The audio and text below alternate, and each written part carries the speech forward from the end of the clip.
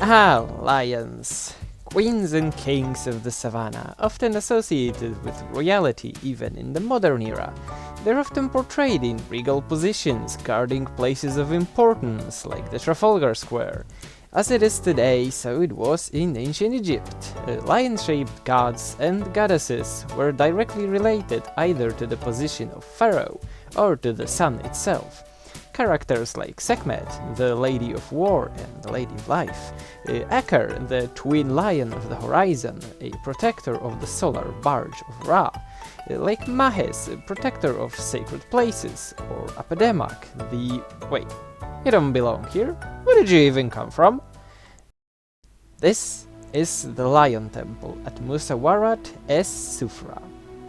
Built somewhere in the early 50s of the 4th century BC, as a new addition to a much older complex, the origins of which extend back into the past for another 2 centuries. The first monument here, the Great Hafir, began its life under the rule of the Kingdom of Napata, a state in modern-day Sudan, which had actually managed to conquer the 2 lands around 790 BC, establishing the 25th dynasty and adopting many Egyptian customs. However, by the end of the 7th century BC, Napata's heyday was, it seems, coming to an end, and under external pressure, the capital was moved to Meroe. And it is during this era that the Lion Temple was built. Depicted on its massive Egyptian-style pylons is an ancient deity long forgotten by the people who call the lands near the 6th cataract of the river Nile their home.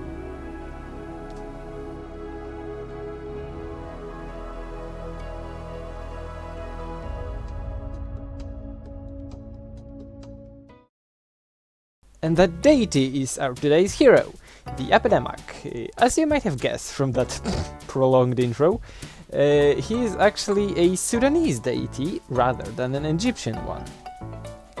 But why does he look like that, one may ask? The crown, the scepter, a lion-headed dude. Surely it must be a copy of an earlier Egyptian idea, the name of which we just don't know. The thing is that according to Riley and de Voogd, his name, Apedemak, simply isn't Egyptian but purely Meroitic. Apede meaning the maker or the creator. The word for god here is Mek or Mak, not the Egyptian nature.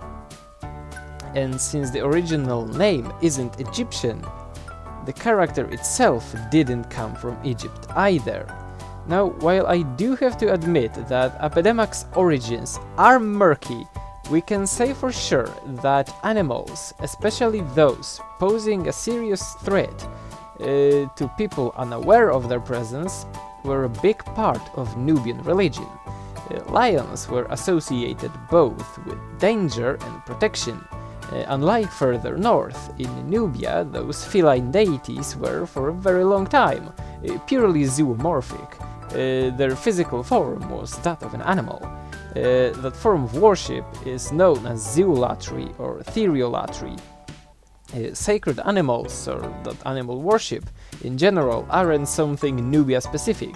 Zoolatry is a concept as old as humanity itself, possibly originating from our primal need to protect our homes from predators, or the need to possess certain animal attributes like speed or strength. Not understanding how it works, we try to achieve our goals by religious worship of said animals. Deities like Apedemak, Sekhmet or Wapawet are the result. Apedemak's anthropomorphic form likely came much later, only appearing after a prolonged period of Egyptian influence in the region. And that influence had already started during the 1800s BC. Pharaohs of the Middle Kingdom like Senuseret I built fortresses as far up the Nile as the Second Cataract. And during the New Kingdom, most of the region known as Nubia was under Egyptian control and was de facto being colonized by the Egyptians. During the already mentioned 25th dynasty, there might have been a small pilgrimage of the priests of Amun from Thebes to Napata and Meroe, priests which brought with them even more bits and pieces of the Egyptian lifestyle. If you think about it, aren't we building places of importance with features typical for Roman or Greek cultures?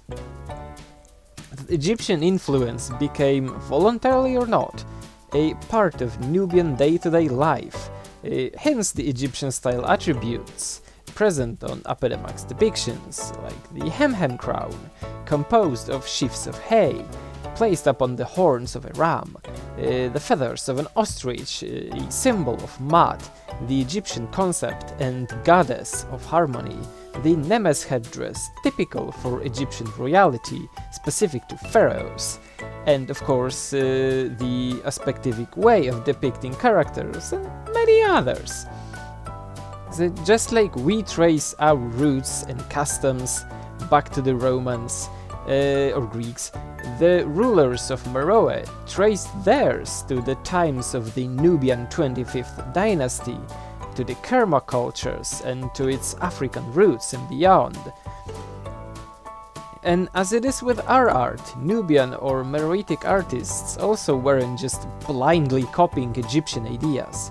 Just as we do, they adapted them to their own needs, often adding local tastes to their creations. Like here, this Apedemak looks like he stayed in India for a year, being so similar to many Hindu gods, with 4 arms, 3 heads, etc. While a journey from Egypt to India was very much feasible during the Meroitic period, this depiction is interpreted as showing movement, just in a very odd fashion.